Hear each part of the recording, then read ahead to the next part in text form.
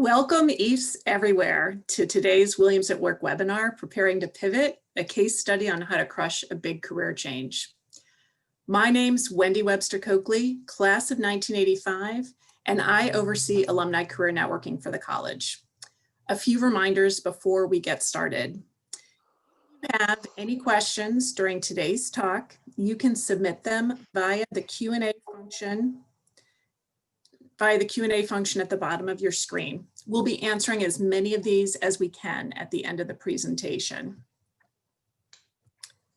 The chat function is your space to engage with the community and share your reflections.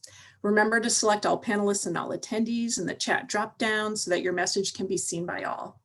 And now it's my pleasure to introduce today's presenter, Nicholas Cifuentes-Goodbody, class of 2003. Nicholas has taught English in France, Spanish in Qatar, and now data science all over the world. He completed a PhD at Yale University and went on to work as a professor and administrator at our beloved Williams College, Hamad bin Khalifa University in Qatar, and the University of Southern California. After a career pivot, he became a data scientist at Pragmatic Institute. He now lives in LA with his amazing wife and their adorable pit bull. So without further ado, I'm going to turn things over to Nicholas. Wonderful. Hello, everybody. How are you? If you're listening, if you can hear me, put something in the chat. Say hello. I can see that already people are introducing themselves, talking about why they're interested in this seminar or webinar, I should say. And I got to say, I'm really looking forward to chatting with all of you. Let me share my screen with you guys so that I can show my presentation to you all. There we go. And then let me make sure that my windows are in the right place.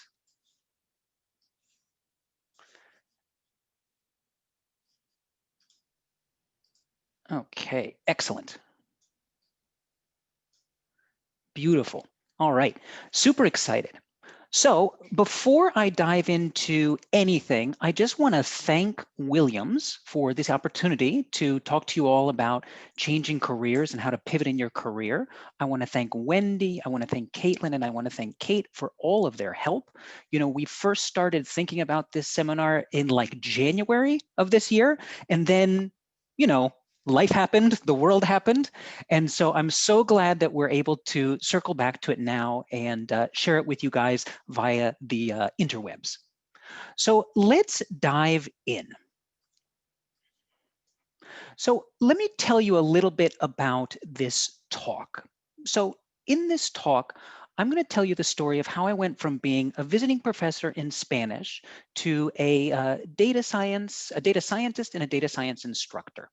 And even though you may not be a Spanish professor, although I see Karen is here, so you might be a Spanish professor, and you're probably not a data scientist, maybe you don't want to be a data scientist, I think that this is going to be a really helpful webinar for you.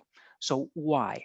First, I'm going to talk about how we think about changing careers and how to beat all those thoughts that kind of hold us back or trap us when we're trying to start something new. And then second, I'm going to give you some practical tips so that at the end of this webinar, there are going to be actions that you can take today to get yourself ready, one step closer to your next job. So that's my promise to you, and you guys will tell me at the end of the seminar if I hit all of those points. So let's dive in. Wendy already introduced myself, but let me just do it one more time. My name is Nicholas Cifuentes-Goodbody. It used to be Nicholas Goodbody when I was at Williams, but then I got married to a wonderful woman. And I graduated Williams in '03.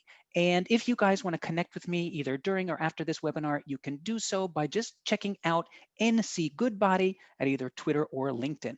And you can see here that I have a new job title. I'm a data science instructor at a new organization, Lambda School, because between the time when we planned to do this webinar and the time we did it, I actually ended up in a new job. And I can't wait to tell you guys all about that as well. So that's a little bit about me, but I'm sort of curious, what brings you guys to this webinar? So before you do anything, I'm going to launch a poll, and it should just pop up right in front of you. Let's take a minute here, and I'm curious, why are you here today? Do you want to change careers and you don't know where to start? Maybe you're in the process of changing careers and you can maybe use some tips, or maybe you've already changed careers and you want to compare notes. So let me know.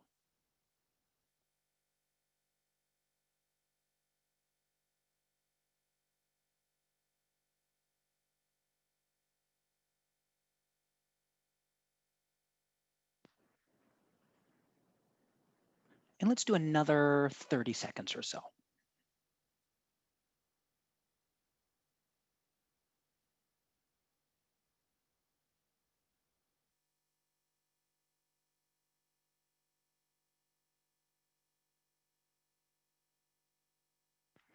It's fun, you know, you guys don't get to see these answers, but I can kind of see them rolling in one by one and seeing who's beating who. Very fun stuff. So let me end this poll now and let me share the results with you guys. If you take a look, you can see that the majority of you guys have already started thinking about how you're going to change career. You're already starting to make some actions to that next job, and you're here for tips. But there's still a lot of folks, it's almost even, who are not really sure where to start on their career change. And then there are some folks who just want to compare notes, and I'm totally excited to do that. I can't wait to do that for the Q&A. And also some folks just here to meet other EIFs, which is also wonderful. Always good to meet other EIFs. Okay, beautiful. So I know a little bit about you guys. Let me talk a little bit about who this seminar is for. Well, first, I think that this would be a benefit to recent graduates. And so if you've just started in the, I know maybe it's too early to pivot, just graduating, but this will be a great opportunity to kind of think about your career path long term and kind of beat some of that thinking that might hold you back as you navigate your way in the job market. The other, I think, group that this will be for, and it seems like it's most of you guys, is mid-career professionals. So if you are deciding to move from one career to another, this will be a good one for you. And then I like to call this as recovering academics. I've met a lot of folks who went into the workforce wanting to be an academic, and for all sorts of reasons, they're deciding to move on to something else. That is a story, obviously, that's very near and dear to my heart. So I think this will be a great webinar for you. And then finally, data science fans. And so if you've heard of data science, or you are a data scientist, or you just want to learn more about that career, I would love to I would love to hear more about it. Okay, so let's dive in. My plan for today is I want to start by talking about my job journey to kind of give you some context about my career, and in that way we can begin to then move on to the next part, which is thinking about tips for mindset, ways to think about approaching your new career. And then I want to talk about tips for action, so steps that you can take to get that new job. And then finally, I'll have some final thoughts. You know, it'll be a touchy-feely moment. We'll all feel really good at the end. And then finally, we'll leave around 15 minutes for questions. And I see Karen is already talking about recovering academics. So there we go. I know I'm hitting my, my chief demo. All right. So let's start with my job journey, or as I like to call it, how I totally planned this out. So here's a little timeline of my career, and it's actually going to start in 2000. So in 2000, or 2003, I should say, let's back up. I started at Williams, not being a very good Spanish student. And that is to say that when I was in high school, my Spanish professors told me that I should stick with English. And what happened, and this was a really big revelation for me, and this is one reason why I'm eternally grateful to Williams and the Spanish faculty there, is that all of a sudden, when you have wonderful professors helping you, all of a sudden you can speak Spanish, right? And so what happened is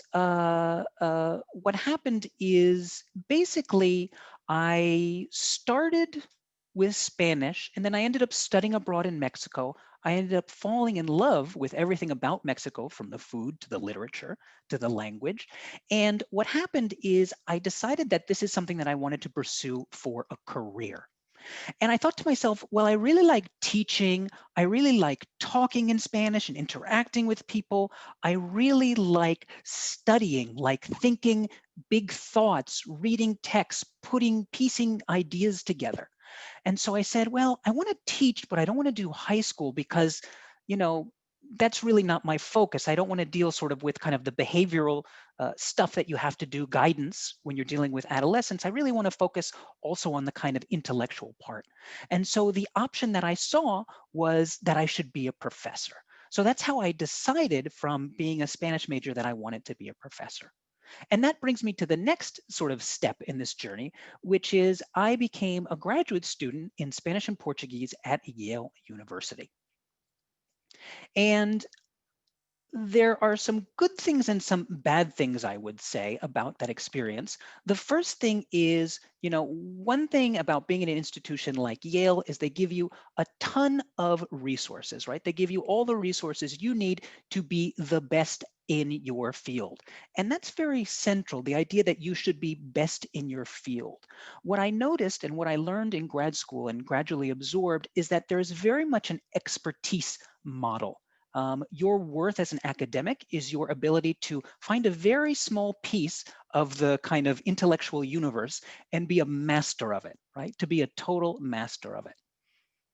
Now, the sort of next piece that came along with culture, the sort of culture I absorbed at Yale, was the idea of kind of all or nothing attitude when it came to your career. What do I mean when I say that? Well, the job market is tight in academics, right? In the academic world. And I'm sure a lot of you guys can relate. And so it was, I think, ingrained in us early on that what you needed to do was basically, if you wanted to be a professor, you needed to make a lot of sacrifices. You could not choose where you would live. If you were going to live far from your partner, that was part of the gig. If you were going to do kind of contingent or non-permanent work, you would have to do that maybe for several years until you found an institution where you could get a permanent job. And then it would be another 5 to 7 years before you actually got tenure and were stable in that career path. And the idea then was that you really needed to commit every piece of your energy to doing that. And if you didn't, really it was on you if you couldn't find an academic job. So with that in mind, I threw myself into the academic job market. I sent out 46 applications in 2009, and I actually didn't get a single one of those jobs. I got some interviews, and that was okay. But what actually ended up happening is that at Williams College, they were looking for a visiting assistant professor. And so I was kind of choosing between being a visiting professor in Washington State and being a professor in Williamstown. And I chose Williamstown for the people. And also it was closer to my home base and to where my partner was living at the time. So the next step in my career path was being a visiting assistant professor. And let me do a little parentheses here, because we're at a time in, the world where it's really important to acknowledge privilege, right? And the privilege that we have, and that's helped us get where we are. So I just want to say that I was extremely privileged in the sense that I had this connection to Williams College that I've been able to draw on at several points during my life.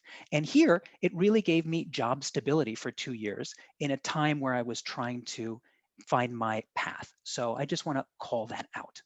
Now, you guys know this. Being at Williams is great. The students are great. The professors are great. There are lots of resources. The weather is beautiful for at least 3 or 4 weeks out of the year. It is a wonderful, wonderful place to work and live. Now, that being said, the truth is that being a visiting professor is not as great. Why? Because you're not permanent. You don't have job security. You're going to be there as long as there is space, but eventually that space is going to close and you will need to move on. And so while you're teaching and trying to dedicate yourself as much to that, you also are furiously trying to publish papers, build up your CV or resume, and then go out there and get that next permanent job. So while I was doing that, the 2 years I was at Williams, I ended up applying to 71 jobs.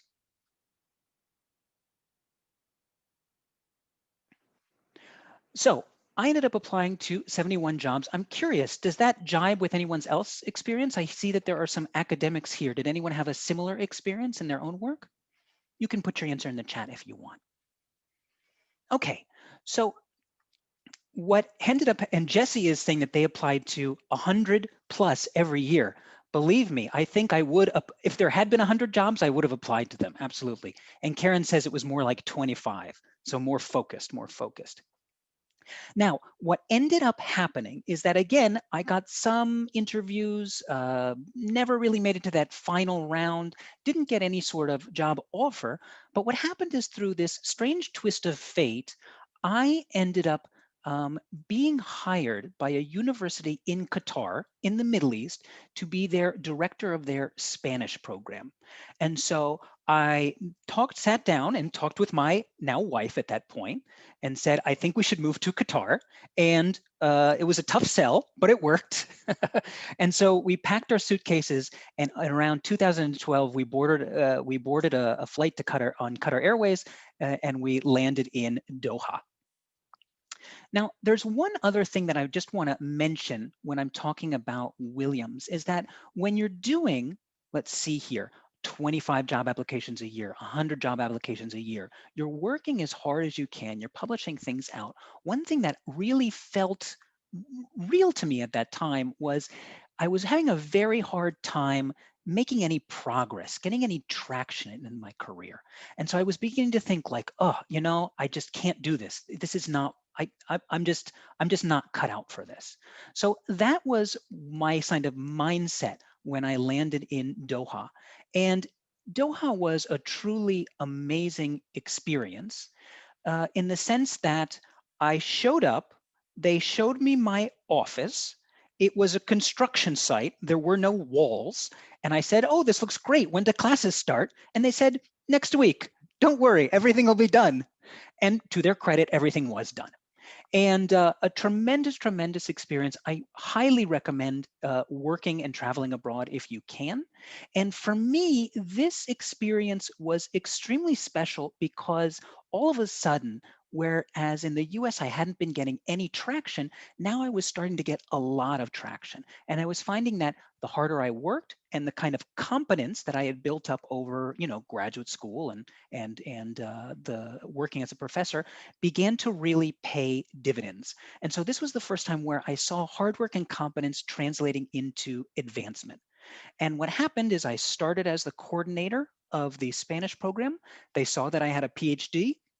They asked if I wanted to teach in their Masters for Translation Studies, which had just started that year.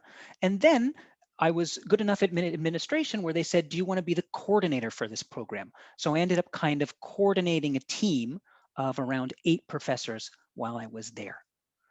Tremendous, tremendous experience. Now, what happened here is that I began to see kind of glimmers of a pivot. Well, why do I say that? On the one hand, I thought, maybe I don't want to be a professor my whole life. Maybe what I want to do is I want to go into administration because that seems to be something that I'm very good at. But while I was doing a lot of administration, at the same time, in order to get my work done faster, I was beginning to dive into technology. Also because translation studies has a very technical part to it. And so I was starting to also teach myself programming. And I, in fact, applied for a grant where I was going to study translation between Latin America and the Middle East. And I added a little part for kind of like a programming piece or a data science piece so that I would have an excuse to learn that skill. And in fact, this was another revelation for me, which was I shouldn't keep working on projects where I was the domain expert. I should start working on projects where I wasn't an expert and force myself to learn new things and kind of build my profile. So that was a big strategy shift for me. And in that, while I was in Doha, the 5 years I was in Doha, I ended up applying to 23 jobs. And by the way, in Doha, I actually, somebody from the Williams alumni office, no, from the Williams admissions office, showed up at my office one day and they were just passing through the country. They just happened to be in the Middle East and they were passing through the country. All right, beautiful. So at around 2016, 2017, it became clear to my wife and I that we were not going to be staying in Doha long term. And so we started to sort of look back towards the US. And what happened is I ended up getting a job at the University of Southern California as the Associate Director for Assessment in their Language Center.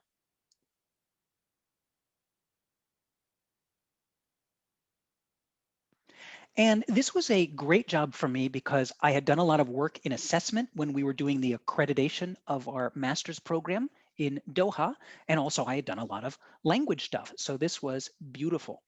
But what happened is when I got there, I thought, I'm going to see if I can really be an administrator. And it became clear to me pretty quickly that this probably wasn't the best career path for me. And so what happened is I started drawing on some of my other tools. On the one hand, a big part of my job was taking language placement exams and putting them through this kind of like the legacy systems that USC uses to manage all the electronic records. And that process took around half a day. And so my first month on the job, what I did is because I had started learning programming, I built a Python script to automate that process. And so what used to take half a day took around 15 minutes. And with all of that extra time, I, on the one hand, doubled down on all my work in terms of learning data science. I said, if I'm not going to be an administrator, I'm going to work on data science. And so I started really taking online courses and working hard there. And then the other thing that I did was I started showing what I was doing to my boss and proposing ways in which we could use these tools for the work that we were doing in the Language Center. And at the same time, so on the one hand, we were doing these projects for the dean's office that were kind of like miraculous. We were able to locate, like huge budget gaps in their projections, able to find information that they didn't know was there. It was really exciting. And then on the other hand, I started reaching out to the data science community in Los Angeles. First, just by chance, I was contacted by a librarian from Caltech who had seen some videos that I had posted online from my teaching in Doha. And she asked if I would be interested in collaborating with her and her team. And from there, she introduced me to an organization called the Carpentries. You may have heard them as data carpentry or software carpentry. And that is a nonprofit group of researchers and students around the world that teach each other good programming and good data management practices. So there I learned a lot about, I became a certified carpentry instructor. So I got a lot of practice teaching coding as well as learning. And it's also just a very supportive community. And then the last thing that I did was I began reaching out to meetups in my area. And the big one for me was the Southern California R users group. R is a programming language that's used in statistical analysis. And even though I didn't really use R, it was great because it was in USC. It was a bunch of biostatisticians, and a lot of them were also thinking about how they were going to go from the biostats work that they were doing in their PhDs to the private sector. And so we were all kind of like working together, looking at each other's code, looking at each other's resumes, and talking about jobs and job strategies. So it was really an educational experience for me in terms of what is data science, what are the jobs out there, what are the sort of big areas of the field, what are the vocab that you need to use, those sorts of things.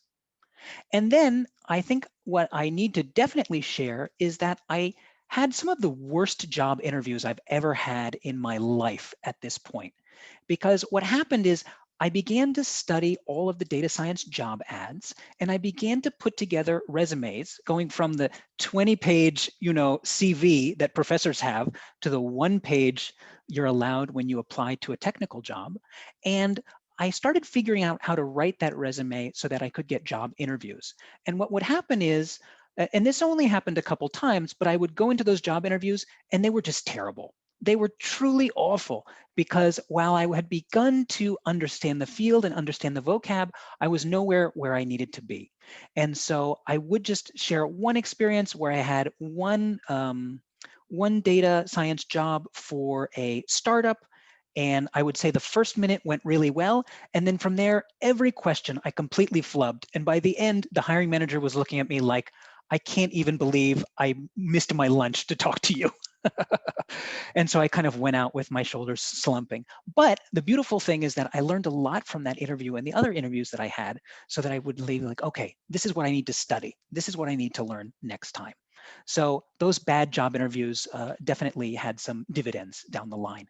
I'm curious, I see people talking about wanting to jump. Have you guys ever had any bad job interviews? What's your worst job interview? Keep it PG, please. Tell me, what is your kind of worst job interview? I'm curious.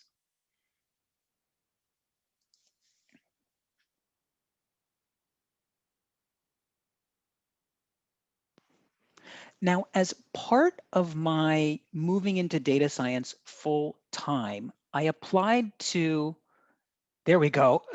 Tyler says they realized halfway through it was a multi-level marketing scheme. That is, I think that wins. I definitely want to hear that story. So I ended up applying to a data science boot camp, which is basically, it was a 2-month program that was taking people with PhDs, usually in technical interviews. I see that someone spilled water during the interview. Is it better to spill water on yourself or the interviewer? I don't know. At any rate, at least it wasn't coffee or wine. And so I applied to this boot camp. And it was mostly for people with PhDs in technical fields who wanted to go into the private sector. And I applied and they rejected my application. And what they said is, we don't think that you are good to be like a fellow in our program. However, we'd like you to do a teaching demo, and maybe you can stay on and be an instructor in the program. You can do the program for free, and then we'll hire you as an instructor. So that's exactly what I did. I spent weeks preparing for that interview, and it went well, and they gave me the job. And so I ended up doing the boot camp at the data incubator and staying on as an instructor. And there were a couple things that I learned. When I started, pretty much everyone that I was working with had a PhD in theoretical theoretical physics. At worst, they were like geoengineers. And so immediately I was like assaulted by the idea of like, what am I doing here? Because obviously there's no way that I can go head to head when we're talking about linear algebra or calculus or programming with all of these theoretical physicists. And so I was immediately like, they are going to find out that I'm a complete idiot and they're just going to kick me out of this program. So on the one hand, I was having a very hard time with those hard skills, the kind of technical skills that were required for the job. But on the other hand, we talk about hard skills and soft skills. I think I've learned that those soft skills, we should actually call them harder skills. You know what I mean? And what I found is that I had a lot of those harder skills that made me extremely effective in my job. Having taught Spanish, or having taught language, having taught writing for a decade, really gave me the ability to say things simply to students, understand when students were understanding what I was saying and not, coming up with interactive activities, task-based learning, Karen, was really amazing. And so on the one hand, while I was feeling really bad about my hard skills, it was those soft skills that I was really leaning into. And I was able to make a lot of progress in that job because I was a good teacher. And it gave me the time to build up my hard skills so that by the time I left a year later, we were all kind of more or less in the same place. All right, beautiful. And then what ended up happening is it seemed like it was a good time to move to another job.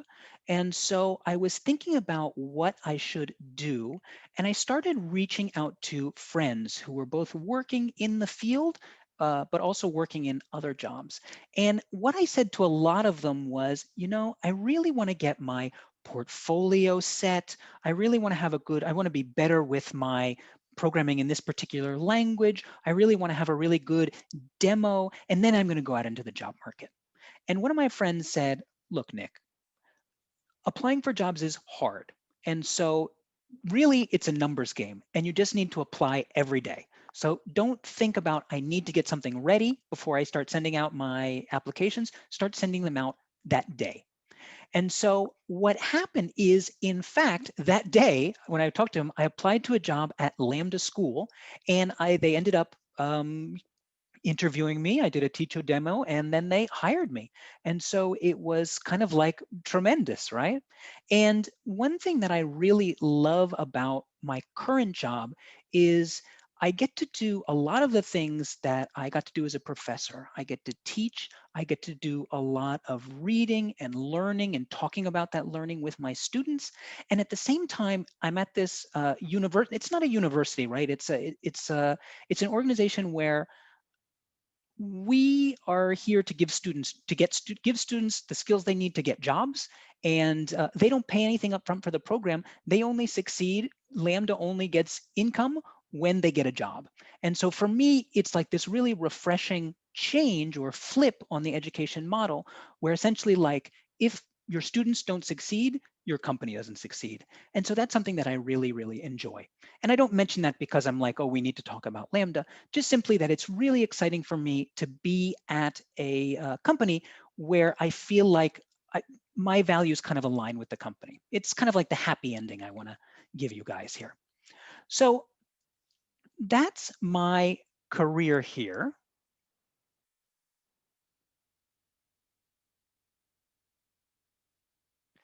And I do see that folks are bringing in questions in the Q&A.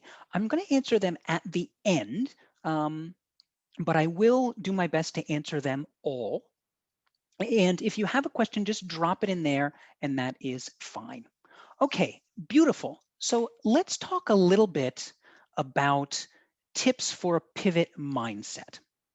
Now, why do I want to talk about this? Well, I think that sometimes the biggest obstacle to finding a new job is, well, it's not you, but it's really those kind of insidious thoughts that, about why you'll never find a new job.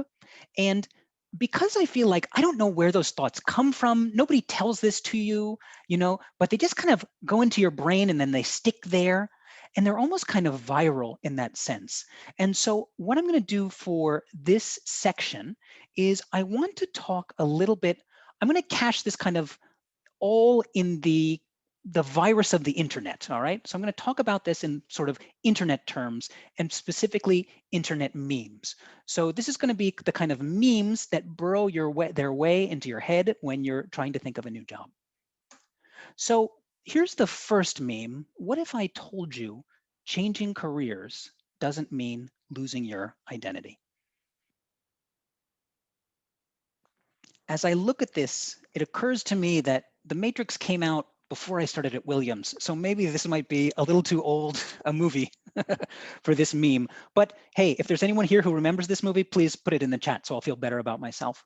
Okay, so what is this about? Well, a lot of times when you are applying to, when you're thinking about you want to change careers, there's often this idea that, well, this is the only job where I can do this, or this is the only job where I can do this particular thing that I'm really good at, where I can study, where I can be intellectual, And what I would say is a couple things. One, be aware that there's kind of like a linear career path fallacy. This idea that your career follows a straight line, and that you will be ultimately led to that you're always working towards that perfect job, and there's only one job for you, and the things that you do best you can only do in that job. And I would say that it's very much the other way. There's definitely more than one career for you out there.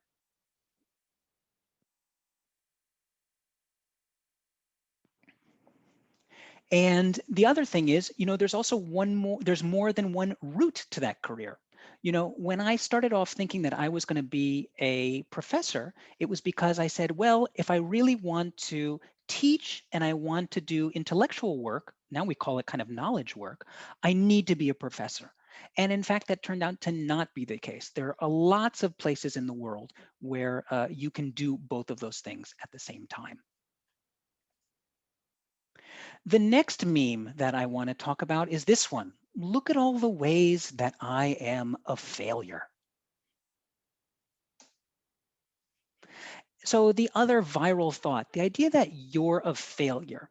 I often felt this way when I was working in academia because I would keep working and working and working and I just wouldn't get any traction. And I said, it must be me. It must be me. And I'm here to say that even though you think it's always you, it's not always you. And what you need to be aware of is that there are a lot of careers out there that are kind of, or industries that are designed kind of in a pyramid. And I would, I would say academia is one of them. I would say entertainment is one of them. Politics is another one of them. Science, medicine is another one of them. Where when you get to the top, it's really, really great. You know, being a tenured professor is wonderful. Being a famous actor is wonderful, I suppose, right? But what happens is that because of the way that career works, there are a lot of people vying for that top spot.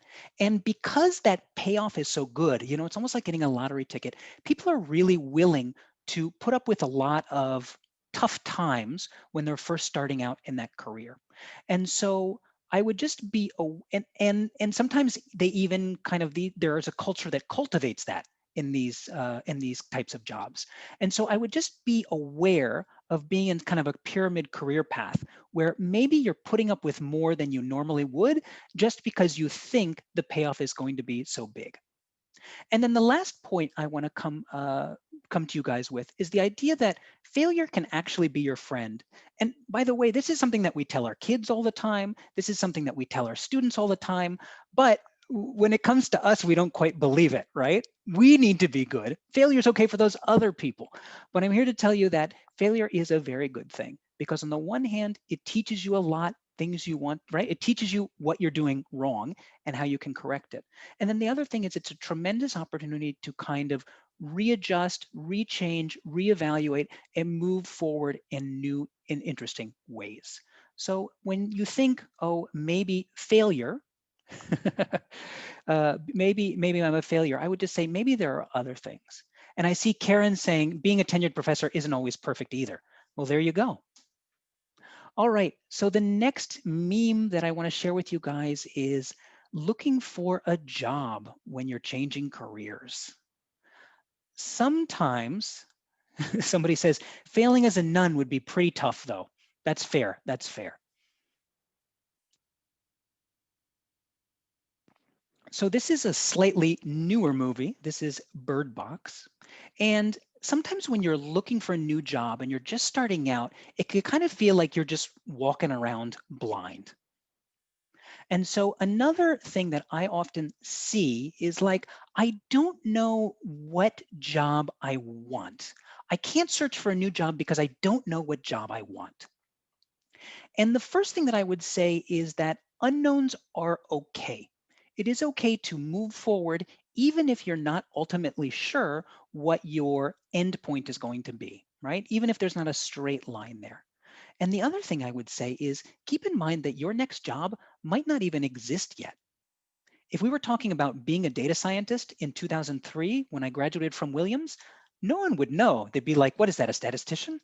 So keep in mind that things are changing. And so even previous ideas that you had about the job market may be completely different now. So unknowns are okay, and your next job might not even exist yet. Another one that I want to talk to you about is this one. And this is Game of Thrones. One does not simply fulfill all the job requirements. Well, a lot of times you won't apply to jobs because you say, I have no experience. I have no experience.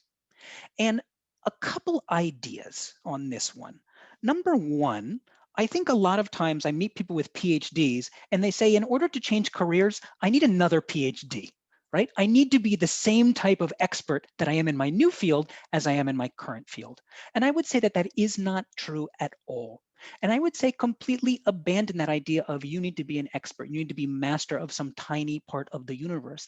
And I would embrace being an amateur. I would embrace learning new things. I would embrace not knowing everything. And your job is not to know everything, but rather to share what you know with some people and then to learn from them as well. And then the other thing is, when we think about experts, it's almost like Darwinist survival of the fittest. In fact, that's really not how this works. It's really survival of fit enough. You don't always get a job because you meet every single requirement in the job ad perfectly, but rather you meet enough of them. And then you can learn on the job for the other ones. And so if you're ever looking at those job ads and saying, oh my goodness, there is no way that I can do this, think of this. And then the last thing that I want to share with you is, there may be an imposter among us. This is my star one here. Sorry, guys, Lord of the Rings. Apologies. It was Lord of the Rings, not Game of Thrones. Sorry. Okay, so again, the idea that you're an imposter, this is how I felt when I was first starting in this career. And you know how in the previous slide I said it's not always you. It might be the job. It might be the career. When you think you're an imposter, it's almost always you. And I would think of the following things. Oftentimes people say, oh, well, I can't be a data scientist because I spent a lot of time being a Spanish professor. Well, I would see your previous work as a strength, not a weakness. I had a student who spent several years as a sculptor and now he wants to be a data scientist. And you know what his strength is? His strength is visual understanding and visual intelligence, aesthetic understanding, making beautiful data visualizations. Right? And so think of those things, those skills that you've developed are actually things that are going to make you very unique in your new field. So they are an added bonus, not something holding you back. And then the other thing I would say is really see if you can cultivate a growth mindset in the sense that you may not be an expert right now, but as you get better, you will get more and more expertise. And so even though you feel like an imposter, it doesn't mean that you're always going to feel like an imposter. Okay, so I'm curious, let's do a quick poll. I'm going to launch it now. And I wonder which one of these memes do you recognize in your own thinking about a career change? Are you more of a Matrix person, a Star Wars person, Game of Thrones person? Actually, that should be Lord of the Rings. Sorry about that. What do you guys think?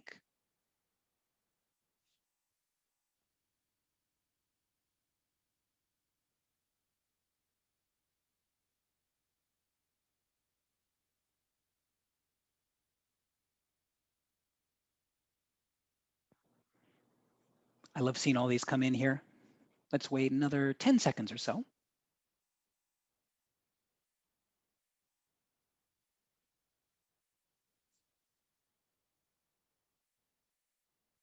All right, beautiful. So I'm going to end this poll and then share the results with you. And it looks like most of you are kind of like, I don't know what job I want yet. And again, I want to say that that is okay. That is okay.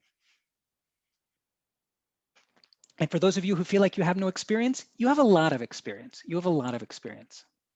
All right, let's stop sharing those. And now let's talk quickly about tips for finding your next job, because I want to make sure that we leave at least 10 minutes for questions.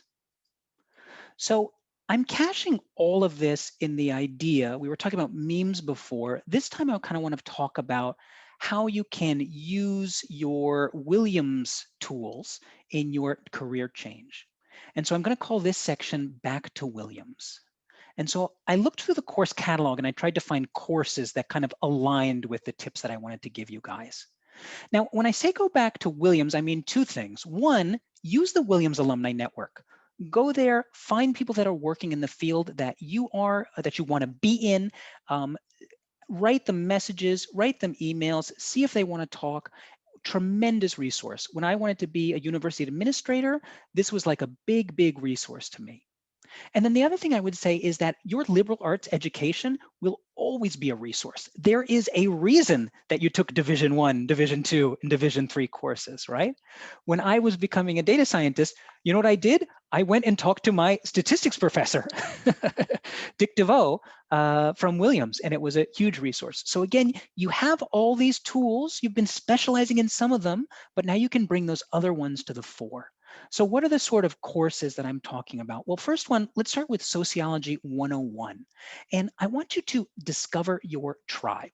So start seeking out people in the Williams Alumni Network, on LinkedIn, or in meetups. You might check meetups in your city and see who are the people that are involved in this profession, kind of what are the different types of people. And then this is really important. See if these are the kind of people that you want to hang out with. And if that's true, then this is definitely a career to explore further. If you're like, I don't want to hang out with these people at all, then maybe start thinking about another idea. The other one is, of course, I had to do Spanish, right? Elementary Spanish, Spanish 101. Start learning the vocabulary of your new field. So the technical vocabulary that you have learned previously may not apply into your new field. And one of the ways that people begin to distinguish people who know something about the field from those who don't is whether they can start using the vocabulary. So when you're doing your finding your tribe, start noting what are the words that people are using and figure out how to use them yourself. The other thing I would say is start looking at the kind of genres that define that field. What does a resume look like for a data scientist versus a professor? You got to go from 10 pages to 1 page and start thinking about how you can emulate those genres in your own work. Again, with that vocabulary. The next one I want to talk about is English 257, the personal essay. And the idea here is I want you to rewrite your autobiography. And, I have to say, before I was a data scientist, I wrote a book on biographical and autobiographical writing by this author, Martin Luis Guzman, a Mexican author. And what he did throughout his life is, depending on the political moment or the country in which he was living, he would take all of his work, the novels that he had done, and he would reframe them in new ways. So what had been an anti-government revolutionary novel might become a pro-government revolutionary novel, might become something else. And one thing I really learned from this project is the ability to take what is already in the written record, what you've already done, and repurpose it and reframe it for your new career. So start thinking about that. And then let's see here, the last thing, or this is the next to last thing I want to talk about is, and I'm going to do, this is an independent study, and so a 398. I put this in dance because it might need a little bit of fancy footwork on your part, but make your current job into your new job. When I was at USC, a place where I got a lot of traction was proposing data science type projects to my boss that were valuable to the language center or valuable to the dean's office. And so before you move on to another career, you might ask yourself, is there a way that I can start doing new career stuff in the current job where I'm at? And then my last tip, and I'm sorry I couldn't think of a course for this one, but that's okay, is put together a job pipeline. So think of your job search not as something that's going to lead you to an objective of getting a job, but rather you're building a system, you're building a pipeline. And so what you should do is put together a resume, send it out, get as many interviews as you can, or revise your resume until you get interviews. Once you get in the door, see how far you can get into those interviews before you kind of crash and burn. And if you do, you ask for feedback, you learn what it is that you missed, and then you fold that back into your job search process and get better for the next time. So what that means is that there are no rejections. It simply means that these are improvements that you can make to your system. So build a system, and don't wait until you have everything perfect before you deploy that system or you start working. Really get out there and start today. Okay, so we have about 1 minute left before Q&A. And so let me share a few final thoughts with you guys. The first is, I have given you a very clear narrative and progression of my job, and you might think that it was planned that way all the time, right? The whole time. But in fact, that is very far from the truth. My pivot was much, much messier than you think. There were definitely days where I was like, this is not going to work. There are many days where I had long discussions with my wife about what are we going to do? What am I going to do? even though this seems easy in retrospect, or it kind of, I've sold it as easy, it's a process that can be messy, and you need to embrace that messiness, and that messiness is okay. And when you are dealing with all of that messiness, what I would say is don't worry so much about the end goal. Just focus on the next actionable step. If you don't know what to do, send out one more resume. Study one little bit for that interview. All right. So don't worry about what's 10 steps ahead. Just focus on that next actionable step. And then the last thing that I would say, and there are definitely times when it doesn't feel this way, but I'm here to tell you, don't worry. You will definitely get there, right? Keep working, keep building your system, and you will definitely be able to pivot. All right, so that is my presentation for you guys. I hope it was helpful. Again, my name is Nicholas Cifuentes-Goodbody. I am a data science instructor at Lambda School. And you can reach out to me if you want, either on Twitter, let me put that in the Slack, or if you want to reach out to me on LinkedIn, you can also reach out to me there as well. Okay, beautiful. All right, well, thank you guys. Thank you. I see that we have 6 questions here in the Q&A.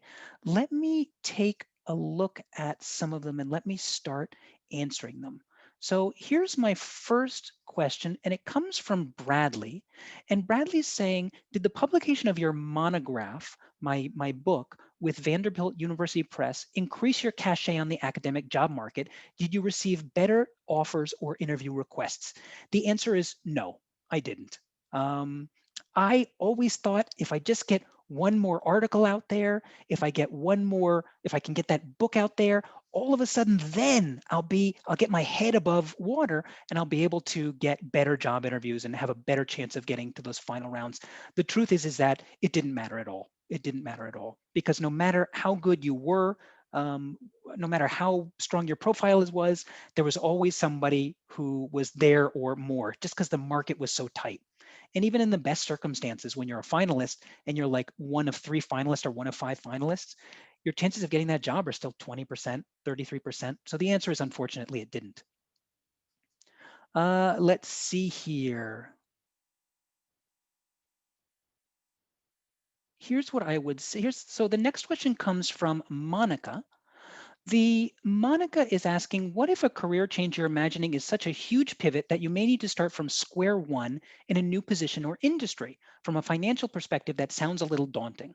Well, my advice, and I made a pretty big pivot, but maybe not as big as the one as you're thinking about, Monica, is on the one hand, I would think maybe about a lateral move, right? Moving laterally can be helpful if it means you're then going to be able to move up. And then the other thing you might think about is, instead of throwing away your old job and diving into a new one, you might think about ways that you can either moonlight in your new industry to start building up experience, or, like I said, doing some kind of new career stuff in your current job. So if it feels a little daunting, I would take some baby steps in that direction. All right, the next question here. Was I ever unemployed through all of this? From Karen. So Karen's asking if I was ever unemployed. The answer is pretty much no. I was very lucky in the sense that I was able to string these jobs together pretty effectively. And so I was not, no.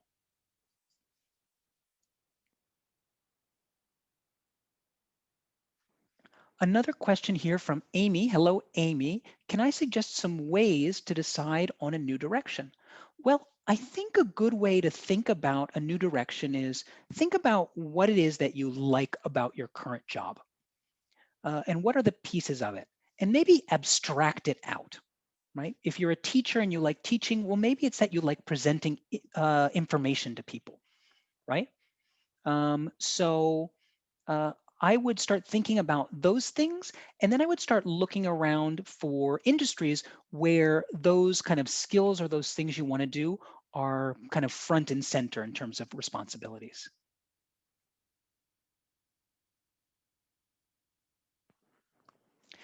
I have another question here from Tyler. Tyler's saying, would there be anything different about the process if looking for an opportunity to work and live abroad? I am sure that things would be different. Every country is a little bit different. Every labor market is a little bit different. The labor practices can vary a lot from one country to another. That being said, I totally recommend living and working abroad. It was a tremendous experience for myself and my wife, and I would highly recommend it to anyone.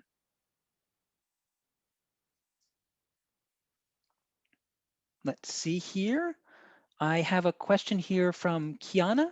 So Kiana is asking, let's see here. When I applied for data science jobs, I'm curious to hear how I justified your non-technical background to recruiters. I'm also in the process of switching to a data science career, but I have a hard time to get my resume to even pass the first round. That is a great question, Kiana. So what I did was the following. This had a lot to do with reframing your autobiographical narrative. What I did was I told a story. I said that I started in Spanish and I moved to translation studies, which is true.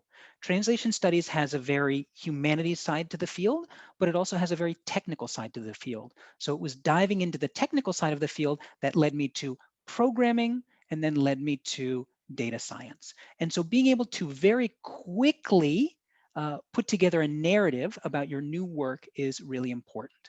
And then the other thing I would say, Kiana, is I would look at what you list as for the things you did for those previous positions.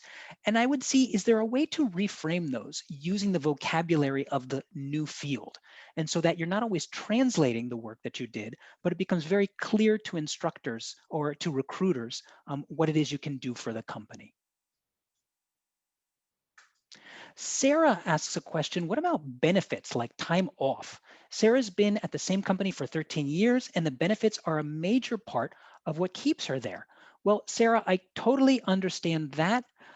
I really don't have a good answer for that question. You know, I think you need to weigh what those benefits bring to your life, right? Because life is more than work, and see if that's worth maybe the risk of trying something new.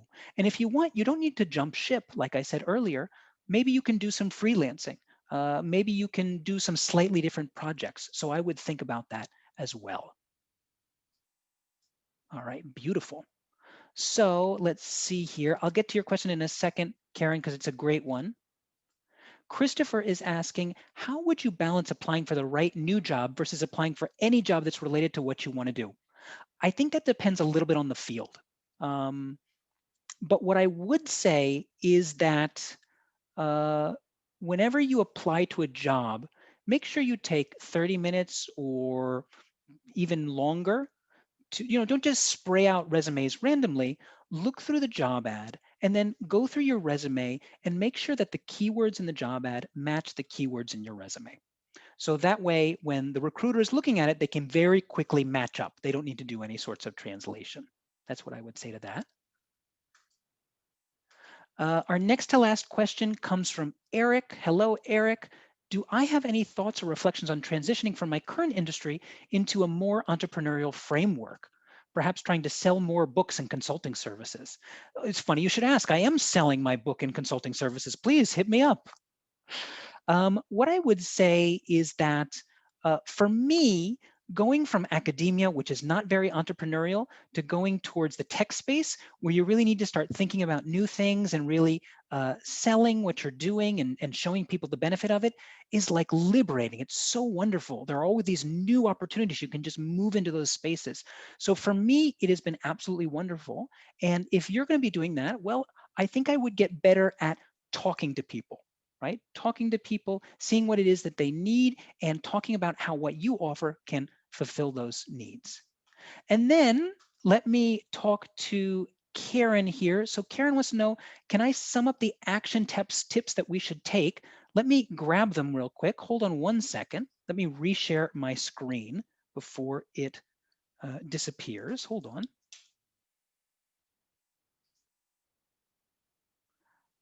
Let's see here, play window, and then I will share this window with you guys.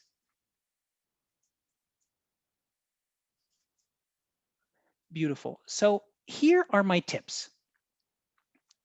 So the first tip is use the Williams Alumni Network. And then the second sort of basket of tips is use all of those pieces of your liberal arts education as new resources for your new career shift. So the first thing is discover your tribe. Go out there, do some research, find people working in the field, find a meetup, and start learning about the field and see if it's the kind of people you want to hang out. The second one is learn the new vocabulary of your field. What are the words that our people are using, and how do those words apply to things that you have done in your previous career? So find your tribe, learn the new vocabulary, and then third, rewrite your autobiography. So take all of the amazing things that you've done through your career and then look at them through the lens of this new vocabulary and the new needs of your field and see how you can reframe all of that stuff in a way that's going to be appealing to recruiters in your new field. So rewrite your autobiography. Lastly, or almost lastly, make your current job into your new job. If you want to do a career shift and you don't want to leave your current job, or maybe you can't just yet, or you want to test the waters, think about ways that you can do new type projects in your current job, or even maybe do a little bit of moonlighting. And then the last tip is build a job pipeline where you're not so worried about getting that job, but rather in creating the resources that you need to smoothly apply to jobs. So get as far as you can in every job search. And as soon as you fail, then that's just feedback to fold into your pipeline. Let's see here. Beautiful. And I'm curious.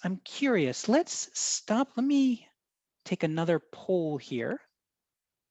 Let's launch this poll. And I'm curious, after listening to this seminar, what is the first step that you're going to take towards finding your next career? Are you going to be a sociologist and maybe find a meetup in your area? Are you going to be a linguist and study the texts from your new field to learn the vocabulary? Are you going to be an auteur and find accomplishments from your past career that you can repurpose for your new career? Or are you going to be a dancer? Are you going to create a project in your current job that's going to bring you closer to your new job?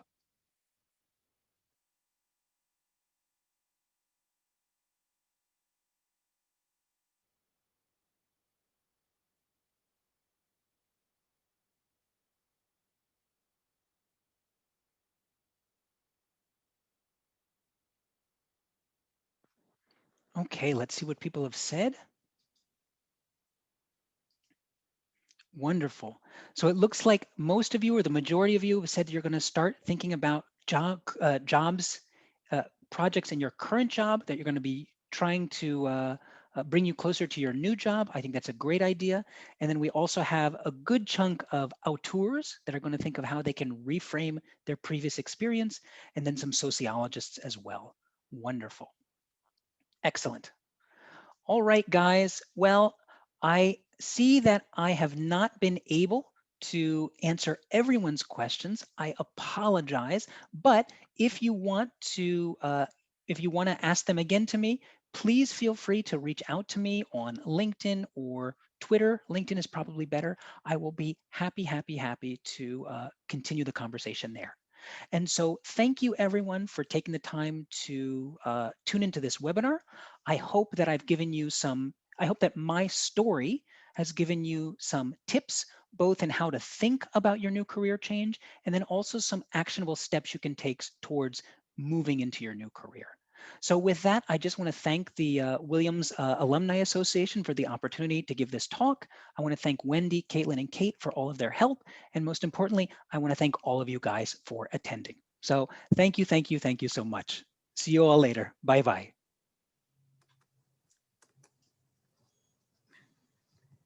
Nicholas, thanks so much. Really appreciate all of your wisdom that you're sharing with our alumni, and thanks to all of you for taking time out of your work days to listen to all of this.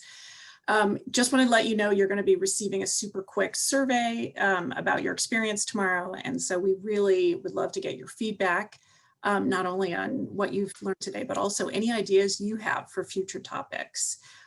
Maybe you've even been inspired by Nicholas to be a presenter yourself. So we're going to share a link to the Williams at Work webinar submission form in the chat. You never know.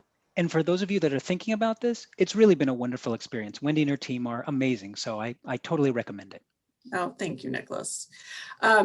And so it just, some people were asking earlier about whether or not you'll be able to access a recording. Yes, we're going to definitely be posting it to both our virtual EAFS page. So that's alumni.williams.edu/virtual. And it's also going to be on our Career Connections website, which is alumni.williams.edu/career-connections. Wherever you find it, please share it with any EAFs you know who'd benefit from today's presentation. And finally, from all of us working for you here in the virtual Purple Valley, have a great rest of the day. Thanks.